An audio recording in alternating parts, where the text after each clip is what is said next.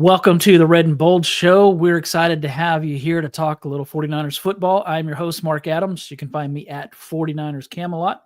Joined by my co-host, Anthony Robertson. You can find him wherever you watch or listen at 49ers Cutback. How's it going, Ant? It's going well and enjoying a good weekend. I think that's always a good way to go. But yeah, having a lot of fun. And I think this is kind of the time of the year where you have 49ers conversations that are very interesting. But we know that there's some things coming up. And so I'm excited to get into this conversation with you. I always enjoy our episodes every single week. Yeah, we're going to talk some undrafted rookie free agents that the 49ers have signed.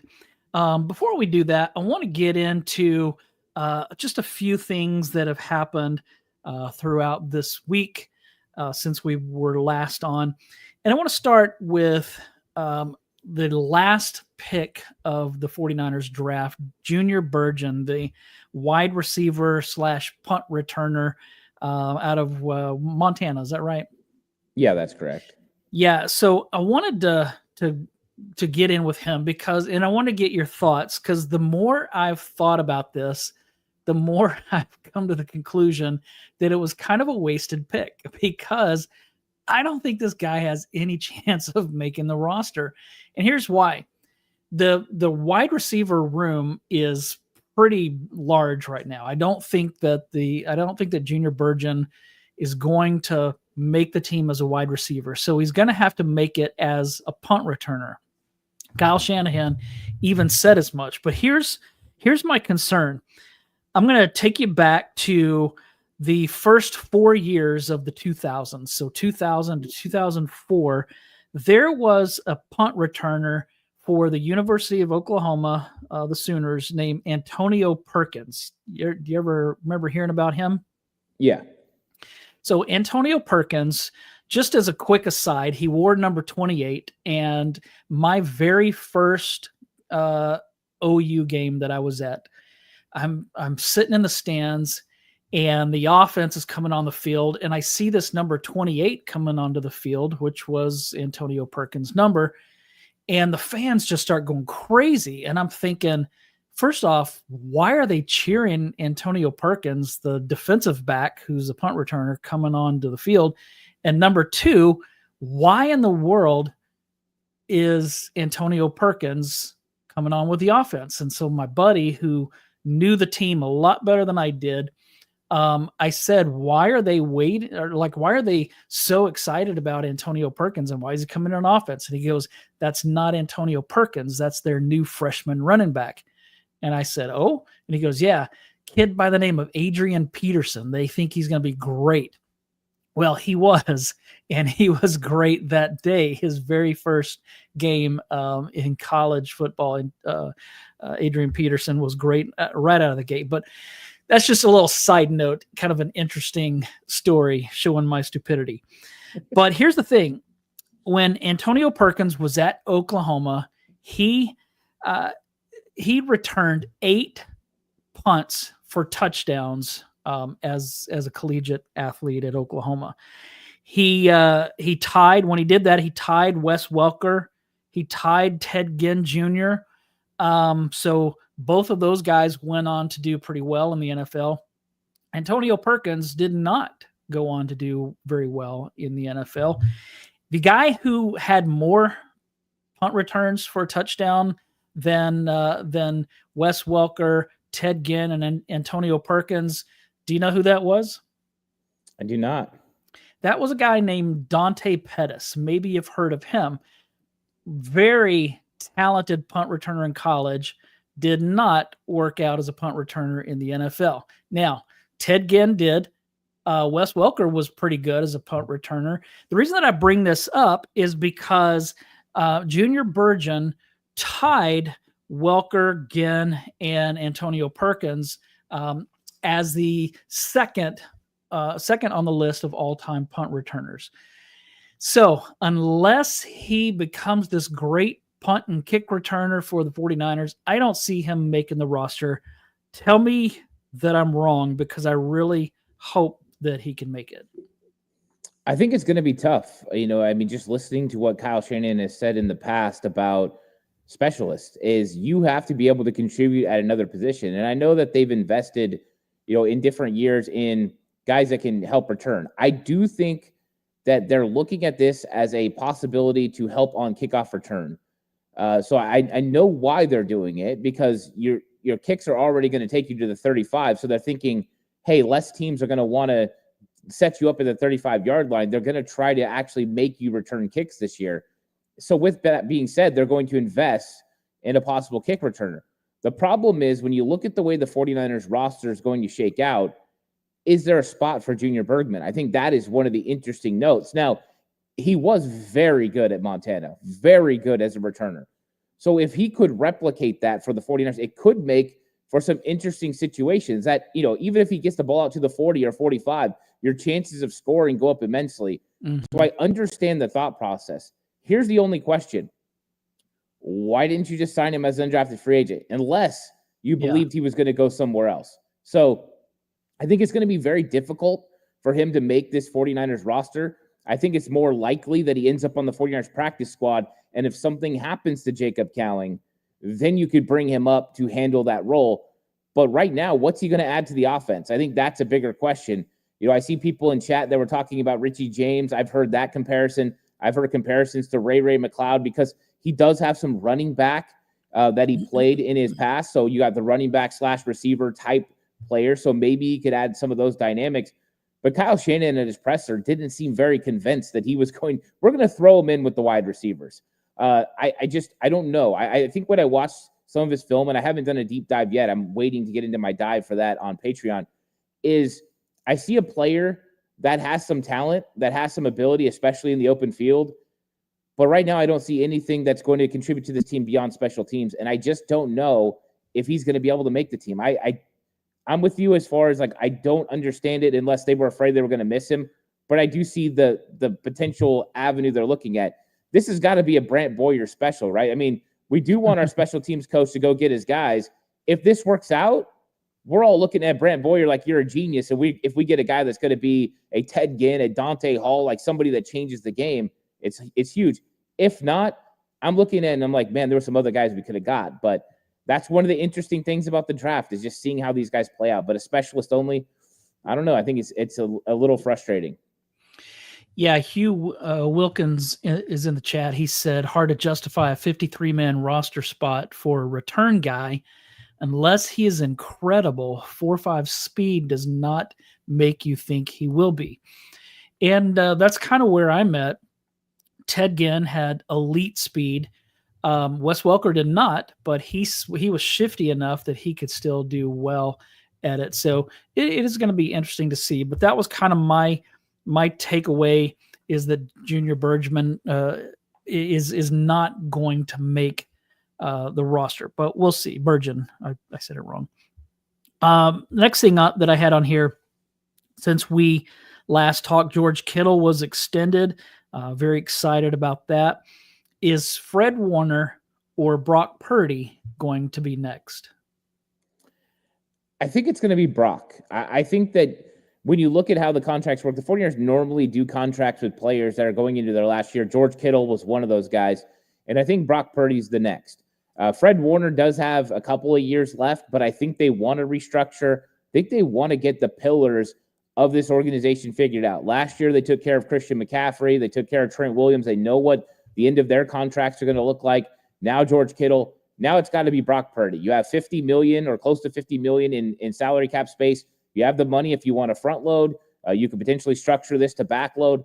But I think that this is the next domino that needs to fall. And once they get the overall total, the structure, they can kind of finish out this roster for the season, but also start planning for next year. What other contracts can they work out? Because they still need to work out a contract potentially, and this might scare some people, for a guy like Colton McKivitz. I think that they want to extend Colton McKivitz, and I think getting it done sooner rather than later and not allowing this guy to go out and have a really good season. It was a good season last year. Not bad. It was good. Mm-hmm. And I think that that's one thing. If he duplicates that, there's a Jalen Moore type contract out there for him in free agency. So I think there's some moves like that they need to get done, that they want to get comfortable with. A lot of interior offensive linemen they got to make decisions on. And so I think that Brock Purdy's the next one to get done. And then hopefully before training camp, Fred Warner as well. But Brock, then Fred. I agree on McKivitz. He's getting better, and I don't worry about him quite as much as I used to. That being said, I agree that a Jalen Moore or better contract awaits him next offseason, which makes me wonder if he's going to be harder to extend than he might have been a year ago. But we'll see. I mean, is a guy like Colton McKivitz going to say, nope, I'm going to get more as a free agent? Or is he going to go, hey, this could be my opportunity? I don't know, but I think I think that you could be onto something there. I would like to see that. The 49ers this week did sign a swing tackle, DJ Humphreys, who's been with the Chiefs. He hasn't been very good. And I'm curious about your thoughts on this, because this isn't the kind of guy that the fan base wanted, but at the same time, he is a guy with experience, a guy who's played in some big games. So what did you think about this signing? Yeah, I actually really liked it. I thought that this was a very solid move. I think there were so many questions coming out of the draft. And I think the 49ers wanted to pick up a offensive tackle that could be the swing tackle in the draft. And it just never worked out. They kind of got sniped. The offensive lineman went in gaps where the 49ers weren't picking.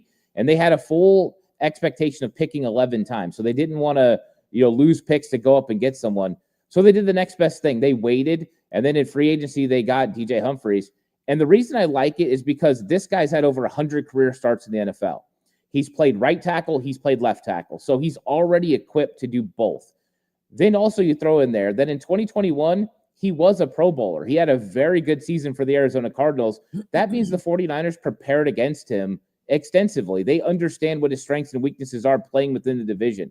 Yes, over last year, it wasn't great in Kansas City, but that's because he was coming off an ACL that happened the year before, week 17, with the Arizona Cardinals. So they let him move on. They cut him that March, and then he goes to Kansas City late in the year, and his hamstring was bothering him. Well, you're not going to be a very good offensive lineman with a hamstring injury, but we all know when you have an ACL problem like that, the hamstring and some of those muscles around can give in. So he's finally going to be healthy for the first time in a couple of years.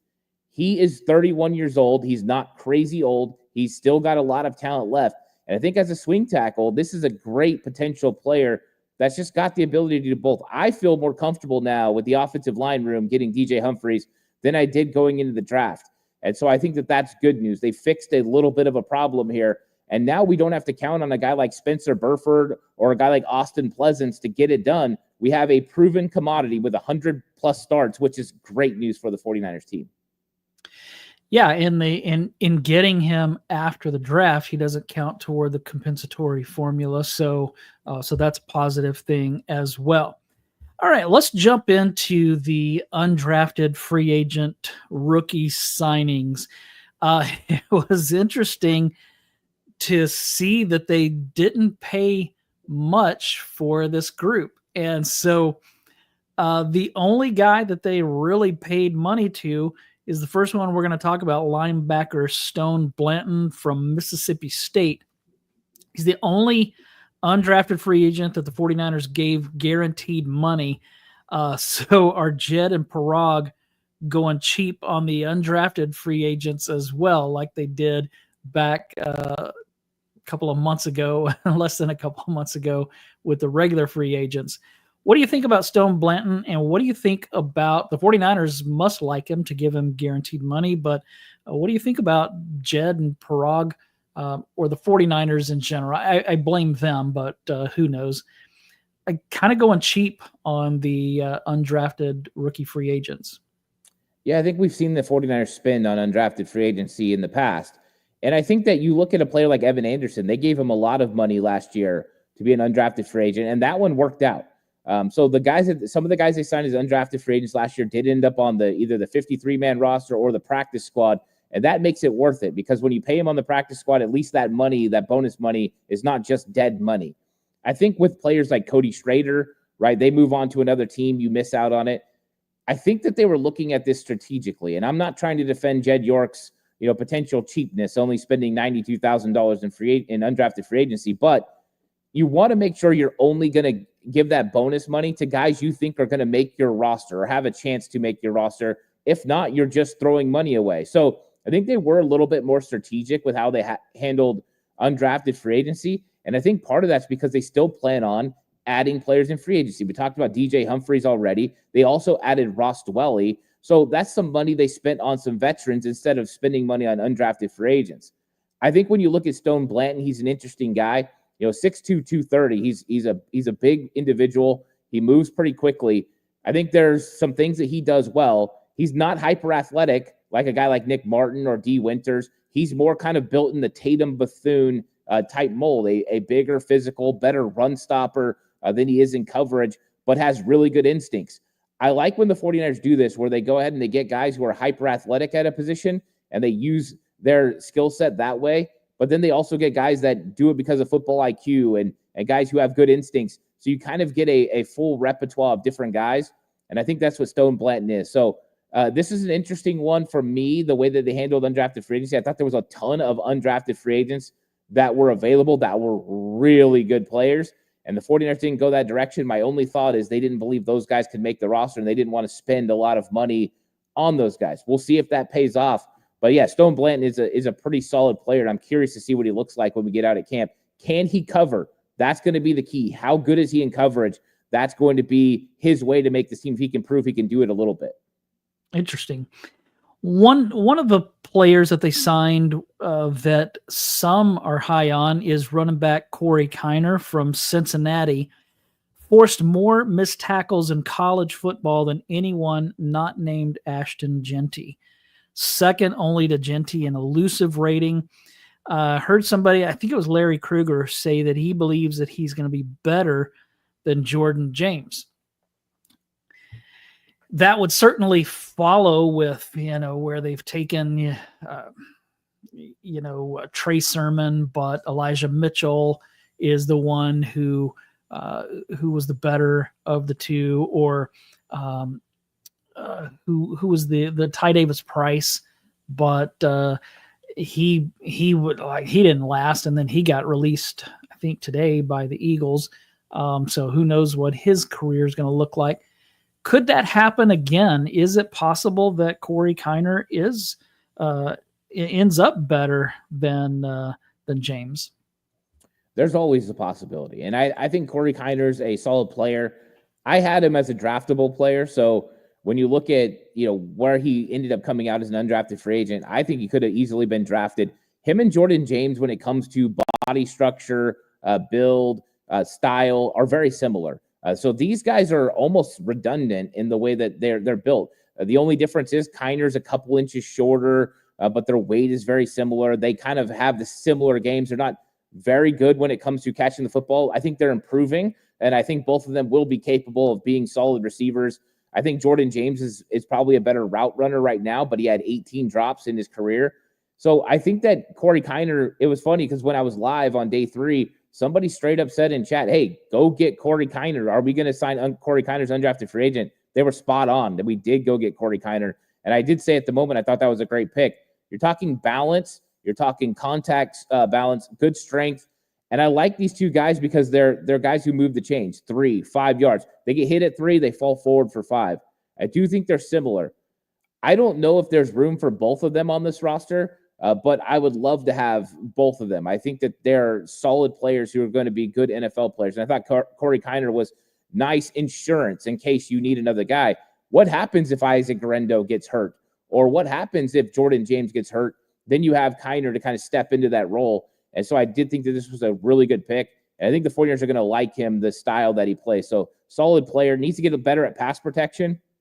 But I think that's pretty much all rookie running backs at this point need to get better at pass protection. Guerendo was supposed to be tremendous. Then he struggled a little bit last year. So I did like the pick. I did like the pickup of Corey Kiner, though. I'm going to get to West Coast offense's question here in just a minute. First, I want to go on to the next signing that we're going to discuss. Offensive lineman Drew Moss of Colorado, a 90.5 PFF grade. He had a 92.5 run block grade, a 98.8% pass block efficiency, 4-year starter, played right guard and right tackle. What do you think of this one? Heard Larry Krueger say that he was pretty high on Drew Moss as well. So curious what you think about this one.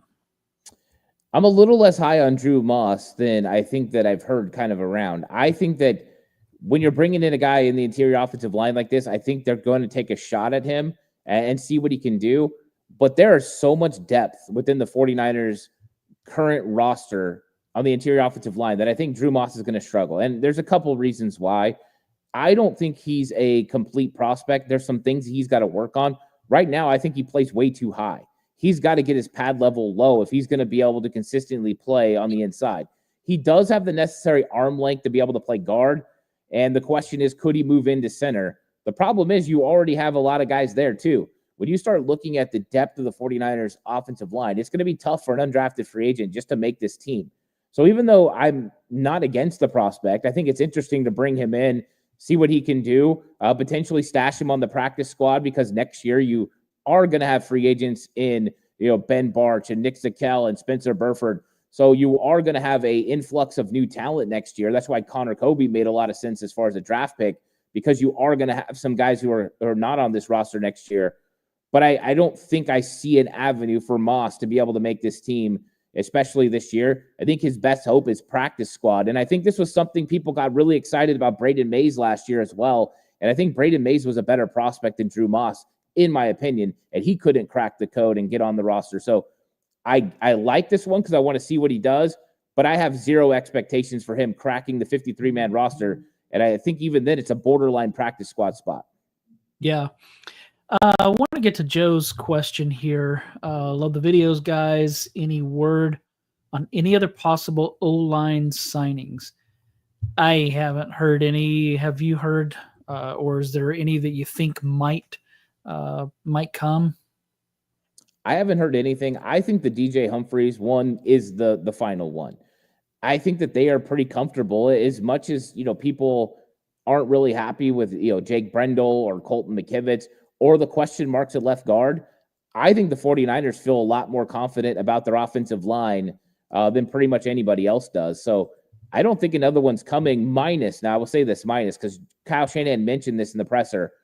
After cuts happen, there's a chance that they could address offensive line if somebody that they really like gets cut. So I think that's one way that the 49ers could address offensive line, but not before then. Yeah, I think that's definitely something that could happen. So I want to segue here to West Coast offense's question. Do you think Cowing's days are numbered? First, and this is a segue because we're about to talk about a wide receiver. First, I don't think right out of the gate his days are going to be numbered. He barely played last year. So I think that he's going to have plenty of opportunities to show what he can do. I don't know that, when you think about Jordan Watkins, who was their 6th pick, the wide receiver out of Ole Miss, I don't really know. Maybe he can knock off Cowing. I don't know what you think about that, but I don't think that he's at risk of losing his spot on the team anytime soon. I don't either. I think right now we didn't get to see a lot from Jacob Cowing last year because he just couldn't figure it out. I think the blocking was a real problem, and then I think that he was struggling to pick up Kyle Shanahan's offense, but I don't think that is exclusive to Jacob Cowing. There's been lots of rookies that have come in that have struggled with Kyle Shanahan's offense. And that is one of the things that Watkins said when he was at his presser with the media, was that they told him how tough this offense was going to be to pick up, and it might be a struggle for him to get on the field. So I think Jacob Cowing is going to be more confident in this offense. He's been working out with Brock Purdy, with Ricky Pearsall. He's going to be more in tune with this offense and what's expected of him. And also the 49ers and Leonard Hankerson and Kyle Shanahan are going to have a better understanding of his skill set and how to use it. So I think as long as he can line up correctly and block a little bit better, he's got to figure out how to be a shield out there and just get his body in the way, because he's not really built for a dominant blocking style. I think he's going to be able to add something to this team, especially early in the season where you're possibly going to be without Brandon Ayuk and without Demarcus Robinson. They're going to need to count on Jacob Cowing, and he still has 4.3 elite speed that can get vertical. And I think there's opportunities to put him in the slot. There's some opportunities to get him in some situations where defenders cannot get their hands on him, and then he can go make some things happen. So he's still exciting. I think that right now, training camp is going to be big for him to see how he's developed in a couple of areas. And if he has developed right, Jacob Cowing is going to be a solid player for the 49ers. Yeah, I think Filthy Casual asked the question, do you think Cowing might lose his punt return duties to Burgon? The new special teams coach likes Burgon. That is something that's going to be worked out in training camp, in preseason. It's not going to be something that's going to be worked out anytime soon, however.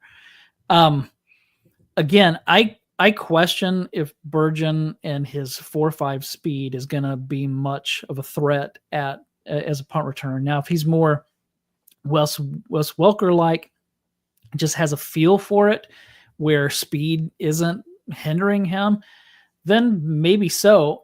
If he does take Cowing's spot as a punt returner, then I think maybe Cowing's days could be numbered.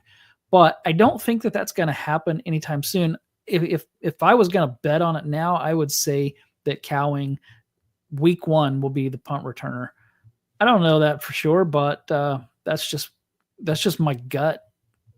I don't know what your thoughts are on that, but no, I think you're correct. And let's be honest, the only way Junior Burgon is going to make this football team is to beat Jacob Cowing as punt returner and to be the kick returner that they're choosing. Like, that's his avenue to make this roster. And so I love it. Let's bring in competition for Jacob Cowing. He needs to get, better. Last year, he wasn't really pushed. Ronnie Bell was not pushing him as possible punt returner. The best pure receiver of a punt on this football team is Ricky Pearsall, and he was out for a long time because of different reasons.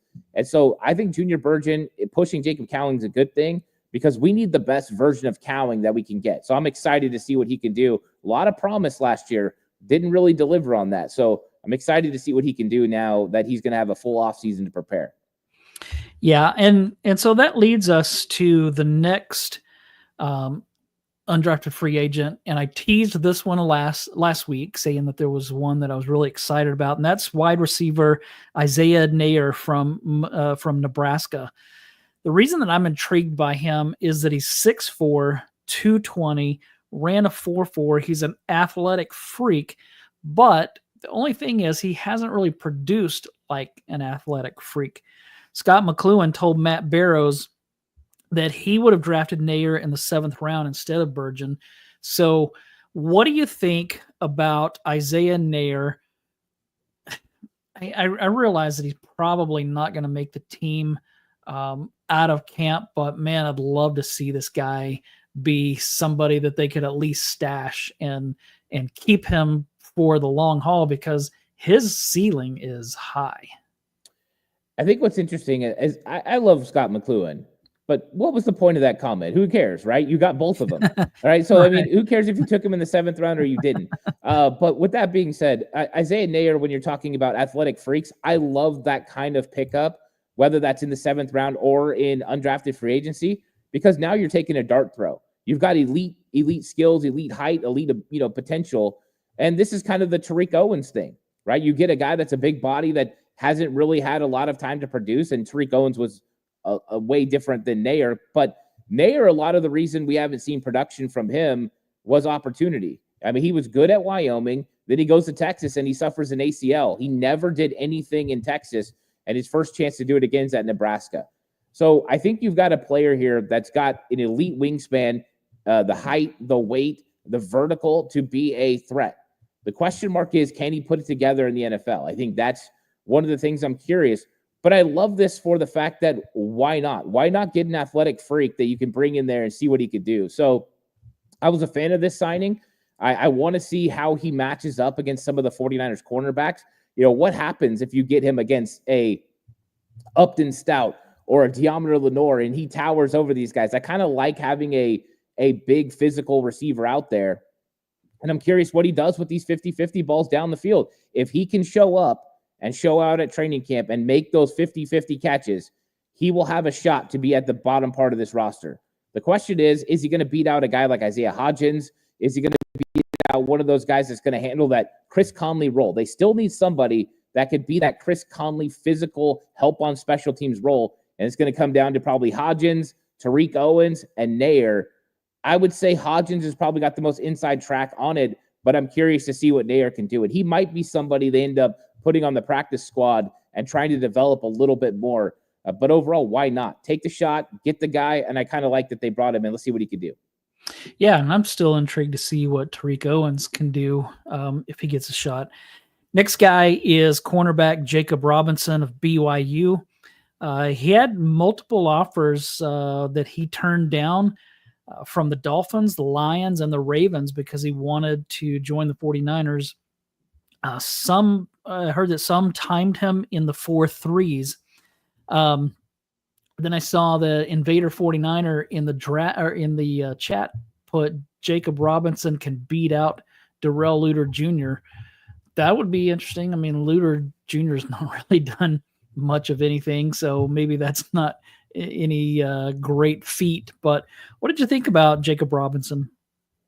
Yeah, I liked him a lot. 11 career interceptions in college, and once he got to BYU, he really came on. And it was 3 interceptions this year, 1, then 4. He just finds his way around the football. The question marks for him were kind of some of the ones we had about other potential 49er prospects that they met with. A guy like Kobe Bryant, for instance, out of Kansas, who was undersized. He was playing about 170, 175 pounds. Now you had Jacob Robinson playing at 165. Well, during this draft process, he put on 13 pounds. So that being said, now you've got a guy closer to 180 and a little bit more physical. I think the question marks for Jacob Robinson is he going to be a nickel corner, or do they think he can play on the outside as well? If they think he could play on the outside as well, then I agree with Invader. This could be a chance for him to make this roster. I do think they got some guys they like, but this is an intriguing prospect. With guys who can find the football, the 49ers need turnovers. They value turnovers. And so I like the ball hawking ability. I think this is one of the funnest picks that the 49ers made because he does have the versatility. He's got good change of direction, pretty good feel for zone coverage. So I like Jacob Robinson pick a lot. I think this one might have some legs. And I'm curious to see where he kind of mixes it up because they did go get a couple of guys, in the process. They went and got Trey Brown in free agency. They got Trey Tomlinson, off waivers. And then they went to the draft and got Upton Stout. So they did add, but I don't think anyone that we feel like, besides Upton Stout, like, oh, man, those guys are going to absolutely go take it. So Jacob Robinson's got opportunity, and that's what he said. That's why he didn't go sign somewhere else, especially the Detroit Lions wanted him. He came to San Francisco because he knew it was opportunity to play. Last one, defensive tackle Sebastian Valdez from Washington. Also had a lot of interest, had 12 teams looking to sign him. He's an athletic, productive interior defensive lineman. I'm intrigued by him if for nothing else, the fact that there were 12 other teams looking to sign him. Yeah, he's an interesting guy. He's a 3-tech. That's what he is. He's going to play a little over 300 pounds. This is a guy that needs some more development, but you see some of the characteristics that you need to be a steady 3-tech in the NFL. He's got pretty good hands. He's got some pretty good strength. He's just got to put it together when it comes to, a pass rush plan and being able to shed consistently. But you see a guy that's got some versatility, that's played a little bit on the outside, a little bit on the inside, and I think he grades out to be a nice 3-tech. And when you look at what the 49ers were trying to do with some of their guys they picked up, and even some of the guys they have coming in to work out, they have a defensive tackle coming in to work out, I think Hills from Wisconsin. And it's another 3-tech. It's another penetrator. So they went heavy 1-tech in the draft, and now they're getting a couple 3-techs. They want to see what they can do and who they can develop. And I think this is a player, it'll be either him or Hills, that end up on the 49ers practice squad that they can try to develop to see what they can be in the future. So I like this one, the strength, the heavy hands. I think those things play out well. I think with a little bit of coaching, he could get even better and be more of a physical penetrator and really cause some problems in the backfield. But his tape is pretty good. It's not draftable by any stretch, but I do like this pick, and I think he's a developmental piece that we'll see what happens. I still think it's going to be tough for some of these undrafted free agents, but I think there's potential here, which you always have to get when you're getting these guys that can make the roster. Yeah, for sure. That's great stuff. So here's what's next up on the 49ers offseason schedule. Next weekend, May the 9th and 10th, so that is Friday and Saturday of next weekend, is the rookie minicamp. So when we're here next week, we will be talking 49ers rookies, maybe some other things. Then you're going to have the OTAs taking place May 27th, 28th, 27th and 28th, and then May 30th. Also June 2nd and 3rd and June 5th. The mandatory minicamp June 10th and 11th. So a lot of 49ers things coming up, which those are always fun because it's in those times of the year where there's not a lot happening. And but then when they come together to do some work on the field, we always have beat writers that are there checking things out and kind of reporting. So it gives us things to talk about. So we appreciate that. Anything else that you want to bring up before we take off here? I think I'm just excited about, like you said, the rookie mini camps coming up. Then you have the schedule release. And I'm curious to see what the 49ers schedule looks like. We know it's going to be a fourth place schedule, but just kind of seeing, are they going to have more rest this year than they had last year? Last year was a gauntlet. Yeah. What are the gauntlets going to look like? And I think that's going to play a big role in how the 49ers play out this season.